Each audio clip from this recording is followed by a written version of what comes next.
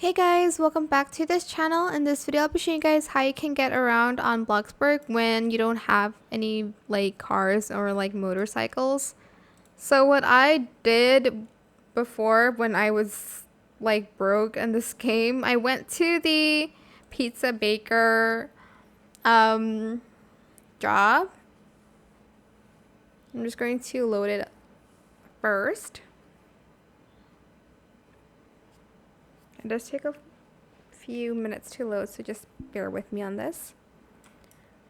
So you're going to go out of this area here.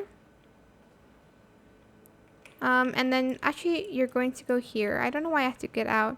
You're going to go here.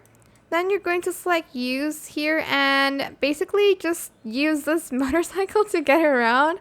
I mean, that's what I did when I went from houses to houses on Bloxburg when I didn't own any cars and stuff like that. But that is it for this video. I hope it was helpful for you guys. Don't forget to like, comment, share, and also subscribe to this channel if you haven't done that already. If you have any more questions, just leave it in the comment section down below. I will try my best to answer them all for you guys. And if you found this video helpful, please click the thanks button as well. That is it for this video. Thank you so much for watching. Bye.